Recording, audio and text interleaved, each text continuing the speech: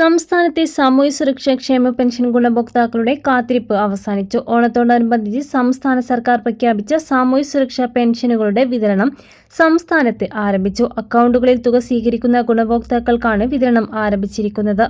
August 25 മുതൽ വിതരണം ചെയ്യേണ്ട സർക്കാരിന്റെ ക്ഷേമ പെൻഷൻ വിതരണം ബുധനാഴ്ച മുതൽ തുടങ്ങുമെന്ന് മുഖ്യമന്ത്രി വി.ഡി. സതീശൻ അറിയിച്ചിരുന്നു. ഇതിനായി 1105 കോടി രൂപ അനുവദിച്ചു. പെൻഷൻ ഒരു മാസവും മുടങ്ങാതെ നൽകണമെന്നാണ് സർക്കാർ നയമെന്നും അദ്ദേഹം വ്യക്തമാക്കി.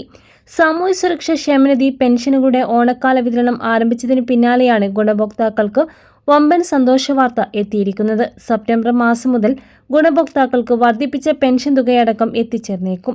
അടിസ്ഥാന പെൻഷൻ 3000 രൂപയിലേക്ക് ഉയർത്തുന്നതിനുള്ള നടപടികൾ കൂടി സംസ്ഥാന സർക്കാരിന്റെ ഭാഗത്തു നിന്നും ആരംഭിച്ചതായി മുഖ്യമന്ത്രി അറിയിച്ചിരിക്കുകയാണ്.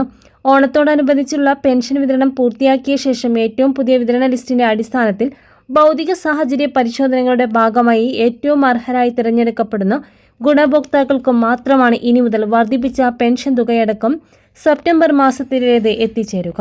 ഇതിനോടകം തന്നെ ഗുണഭോക്താക്കൾ മസ്റ്ററിംഗ് പൂർത്തിയാക്കണമെന്നുള്ള നിർദ്ദേശം കൂടി പറഞ്ഞിരുന്നു. മസ്റ്ററിംഗിന്റെയും പരിശോധനകളുടെയും ഭാഗമായി പുറത്താക്കപ്പെട്ടിരുന്ന ഗുണഭോക്താക്കളെ ഒഴിവാക്കി അർഹതപ്പെട്ട ഗുണഭോക്താക്കളെ ഉൾപ്പെടുത്തി പുതിയ വിതരണ ലിസ്റ്റിന്റെ അടിസ്ഥാനത്തിലാണ് 3000 രൂപയുടെ വിതരണം ആരംഭിക്കുന്നത്. ക്ഷേമ പെൻഷന് പുറമെ വിവിധ മേഖലയിലേക്കുള്ള ധനസഹായങ്ങൾ കൂടി സർക്കാർ പ്രഖ്യാപിച്ചിരിക്കുകയാണ്. 59 ലക്ഷം ഗുണഭോക്താക്കൾക്കുള്ള സാമൂഹ്യ സുരക്ഷാ പെൻഷൻ സംസ്ഥാന വിഹിതമായി 951.40 കോടി രൂപയാണ് അനുവദിച്ചത്. 16 ക്ഷേമനിധി ബോർഡുകളും 6.59 ലക്ഷം ഗുണഭോക്താക്കൾക്കുള്ള പെൻഷൻ വിതരണത്തിനായി 130.32 കോടി രൂപയും അനുവദിച്ചു.